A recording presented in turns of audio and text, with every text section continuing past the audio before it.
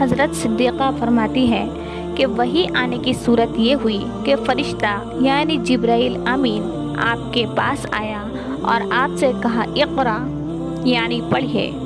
آپ نے فرمایا ما انا بقاری یعنی میں پڑھنے والا نہیں ہوں، کیونکہ آپ امی تھے، اور جبرائیل امین کے قول اقرا کی مراد آپ پر اس وقت واضح نہ تھی کہ کیا اور کس طرح پڑھوانا چاہتے ہیں، یا کوئی لکھی ہوئی تحریر دیں گے جس کو پڑھنا ہوگا، اس لیے آپ نے امی ہونے کا عذر کر دیا۔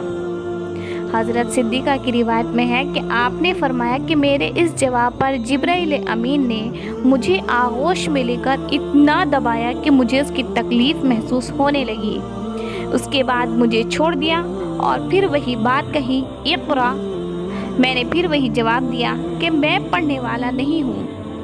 تو پھر جبرائیل امین نے دوبارہ آغوش میں لے کر اتنا دبایا کہ مجھے اس کی تکلیف محسوس ہونے لگی، پھر چھوڑ دیا، اور تیسری مرتبہ پھر کہا اقرا۔ میں نے پھر وہی جواب دیا ما انا بقاری۔ تو تیسری مرتبہ پھر آغوش میں دبایا اور پھر چھوڑ کر کہا اقرا بسم ربک الذی خلق خلق الانسان من علق اقرا وربک الاکرم الذی علم بالقلم علم الانسان ما لم یعلم۔ قرآن کریم کی یہ سب سے پہلی 5 آیتیں لے کر آپ گھر واپس تشریف لائے۔ آپ کا دل کانپ رہا تھا۔ حضرت خدیجہ رضی اللہ عنہا کے پاس آ کر فرمایا زملونی زملونی، مجھے ڈھانپو مجھے ڈھانپو۔ حضرت خدیجہ نے آپ پر کپڑے ڈالے، یہاں تک کہ یہ ہیبت کی کیفیت رفع ہوئی۔ یہ کیفیت اور کپکپی جبرائیل علیہ السلام کے خوف سے نہیں تھی، کیونکہ آپ کی شان اس سے زیادہ بہت بلند و بالا ہے، بلکہ اس وحی کے ذریعے جو نبوت و رسالت کی ذمہ داری آپ کو سونپی گئی، اس کا بار گراں محسوس فرمانے اور ایک فرشتے کو اس کی اصلی حیت میں دیکھنے سے طبعی طور پر یہ ہیبت کی کیفیت پیدا ہوئی۔ حضرت صدیقہ رضی اللہ عنہ فرماتی ہیں کہ افاقے کے بعد رسول اللہ صلی اللہ علیہ وسلم نے حضرت خدیجہ رضی اللہ عنہ کو غار حرا کا پورا واقعہ سنایا اور فرمایا کہ اس سے مجھ پر ایک ایسی کیفیت طاری ہوئی کہ مجھے اپنی جان کا خوف ہو گیا۔ حضرت خدیجہ ام المؤمنین نے عرض کیا کہ یہ ہرگز نہیں ہو سکتا، اللہ تعالیٰ آپ کو ہرگز ناکام نہیں ہونے دیں گے، کیونکہ آپ صلہ رحمی کرتے ہیں، بوجھ میں دبے ہوئے لوگوں کو بوجھ اٹھا لیتے ہیں، بے روزگار آدمی کو کسب پر لگا دیتے ہیں، آپ صلہ رحمی کرتے ہیں، بوجھ میں دبے ہوئے لوگوں کو بوجھ سے اٹھا لیتے ہیں، مہمانوں کی مہمانداری کرتے ہیں اور مصیبت زدوں کی امداد کرتے ہیں۔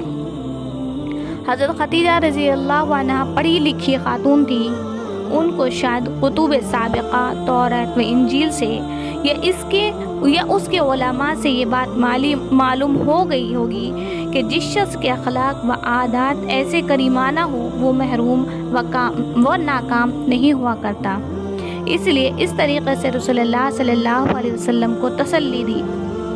اس کے بعد حضرت خدیجہ رضی اللہ عنہ آپ کو اپنے چچا زاد بھائی ورقہ ابن نوفل کے پاس لے گئیں۔ یہ زمانے جاہلیت ہی میں بت پرستی سے تائب ہو کر نصرانی ہو گئے تھے، کیونکہ اس وقت کا دین حق یہی تھا۔ ورقہ ابن نوفل پڑھے لکھے آدمی تھے، عبرانی زبان بھی جانتے تھے اور عربی تو ان کی مادری زبان تھی۔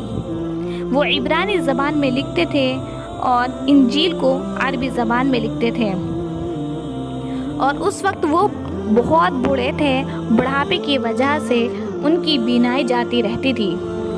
حضرت خدیجہ رضی اللہ عنہا نے ان سے کہا میرے چچا زاد بھائی ذرا اپنے بھتیجے کی بات تو سنو۔ ورقہ ابن نوفل نے حضور صلی اللہ علیہ وسلم سے دریافت کیا تو آپ نے فرمایا آپ نے غار حرا میں جو کچھ دیکھا تھا بیان کر دیا۔ ورقہ بن نوفل نے سنتے ہی کہا کہ یہ وہی ناموس یعنی فرشتہ ہے جس کو اللہ تعالیٰ نے حضرت موسیٰ علیہ السلام پر اتارا تھا۔ کاش میں آپ کی نبوت کے زمانے میں قوی ہوتا، اور کاش کہ میں اس وقت زندہ ہوتا جب کہ آپ کی قوم آپ کو وطن سے نکالے گی۔ رسول اللہ صلی اللہ علیہ وسلم نے تعجب سے پوچھا کیا میری قوم مجھے نکال دے گی؟ ورقہ نے کہا بلا شبہ نکالے گی، کیونکہ جب بھی کوئی آدمی وہ پیغام حق اور دین حق لے کر آیا ہے جو آپ لائے ہیں تو ان کی قوم نے ان کو ستایا ہے، اور اگر میں نے وہ زمانہ پایا تو میں آپ کی پرزور مدد کروں گا۔ مگر ورقہ اس کے چند ہی روز کے بعد انتقال کر گئے، اور اس واقعے کے بعد وحی قرآن کا سلسلہ رک گیا۔